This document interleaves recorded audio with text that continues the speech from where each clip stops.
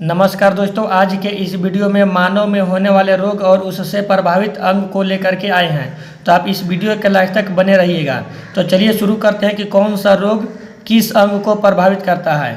तो पहले है क्षय रोग। क्षय रोग को टीबी भी कहते हैं। अगर आपसे पूछेगा क्षय रोग, टीबी, तपेदिक और ट्यूबरकुलोसिस, तो क्षय रोग, टीबी, तपेदिक, ट्यूबरकुलोसिस सभी एक ही रोग है। तो क्षय रोग किसको प्रभावित करता है? तो क्षय रोग फेफड़ा, हड्डी, मस्तिष्क और आंत को प्रभावित करता है। जो टीबी होता है, टीबी ट्यूबरकुलोसिस नामक जीवाणु होता है, माइकोबैक्टीरियम ट्यूबरकुलोसिस। जो आपका टीबी हो गया, टीबी माइकोबैक्टीरियम ट्यूबरकुलोसिस नामक जीवाणु होता है। यह टीबी फेफड़ा को, हड्डी को, मस्तिष्क को और आंत को प्रभावित करता है।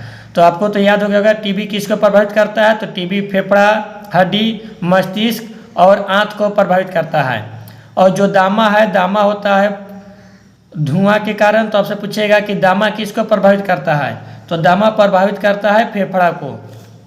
जो दामा है, दामा फेफड़ा को प्रभावित करता है। निमोनिया किसको प्रभावित करता है? तो निमोनिया भी प्रभावित करता है फेफड़ा को। निमोनिया ज़्यादातर छोटे बच्चे को होता है। तो पूछा कि निमोनिया किसको प्रभावित करता है? निमोनिया प्रभावित करता है फेफड़ों को। श्वसन नली जाम हो जाता है। और ब्रोंकाइटिस, ब्रोंकाइटिस किसको प्रभावित करता है? तो ब्रोंकाइटिस प्रभावित करता है फेफड़ा को। जो ब्रोंकाइटिस बीमारी है वह फेफड़ा को प्रभावित करता है, श्वसन में प्रॉब्लम होता है। कुकर खांसी, कुकर खांसी किसको प्रभावित करता है?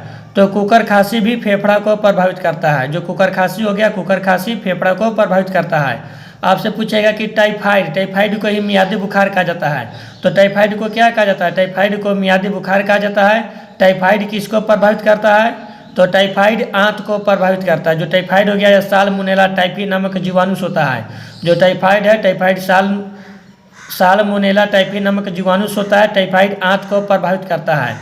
आपसे पूछेगा कि हैजा किसको प्रभावित करता है? तो जो हैजा है, हैजा छोटी आंत को प्रभावित करता है। हैजा विब्रियो कोलेरी नामक जीवाणु होता है। इसका खोज किया था रॉबर्ट कोच ने। तो जो हैजा है, हैजा प्रभावित करता है छोटी आंत को। आपसे पूछेगा कि हर्निया किसको प्रभावित करता है? तो हर्निया प्रभावित करता है छोटी आंत को। जो हर्निया है, हर्निया छोटी आंत को प्रभावित करता है। ट्रेकोमा किसको प्रभावित करता है? तो ट्रेकोमा और ग्लूकोमा आँख में होने वाला बीमारी है। तो ग्लूकोमा और ट्रेकोमा आँख को प्रभावित करता है। तो ट्रेकोमा से प्रभावित होने वाला अंग कौन है? तो ट्रेकोमा से प्रभावित होने वाला अंग आँख है। ग्लूकोमा से भी आँख प्रभावित होता है। और जो रोहा है, रोहा के कारण भी आँख प्रभावित होता है।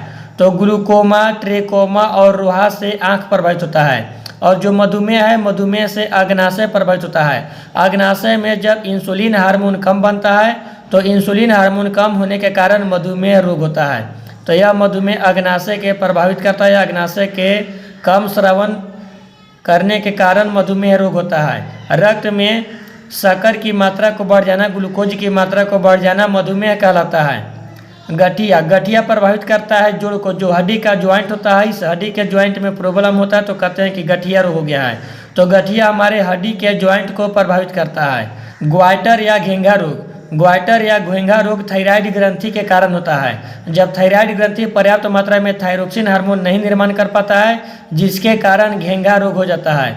घेंघा रोग में थायराइड ग्रंथि का आकार बड़ा हो जाता है। आपसे पूछे कि प्लेग किसको प्रभावित करता है? तो प्लेग प्रभावित करता है लिम्फ ग्रंथि के। जो हमारे गला वगैरह में लिम्फ ग्रंथि पाई जाती है, उन लिम्फ ग्रंथि को प्लेग प्रभावित करता है। प्लेग बहुत ही खतरनाक बीमारी है। आपसे पूछेगा कि गलसुआ किसको प्रभावित करता है? तो गलसुआ लार ग्रंथि को प्रभावित करता है। लार ग्रंथि इसमें सूज जाता है, बड़ा हो जाता है। तो गलसुआ प्रभावित करता है लार ग्रंथि को। लार ग्रंथि संक्रमित हो जाता है। डिप्थीरिया, डिप्थीरिया से प्रभावित होने वाला अंग है श्वसन नली।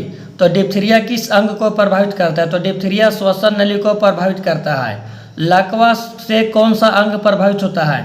तो लकवा तंत्रिका तंत्र को प्रभावित करता है। तो लकवा से प्रभावित होने वाला अंग है तंत्रिका तंत्र। जब लकवा मारता है तो व्यक्ति का तंत्रिका तंत्र एक तरह से कार्य नहीं करता, शरीर का एक अंग बेकार हो जाता है। तो जो लकवा है, लकवा तंत्रिका तंत्र को प्रभावित करता है। आपसे पूछे कि मिर्गी किसको प्रभावित करता है? तो मिर्गी भी तंत्रिका तंत्र को प्रभावित करता है। डिप्थीरिया श्वसन नली को प्रभावित करता है, लकवा तंत्रिका तंत्र को, मिर्गी तंत्रिका तंत्र को प्रभावित करता है। और पूछे कि रेबीज या हाइड्रोफोबिया, रेबीज को ही हाइड्रोफोबिया कहते हैं। रेबीज रेबड़ो नामक वायरस से होता है या कुत्ता वगैरह में पाया जाता है। तो रेबीज से प्रभावित होने वाला अंग कौन है? तो रेबीज से केंद्रीय एवं तंत्रिका तंत्र प्रभावित होता है।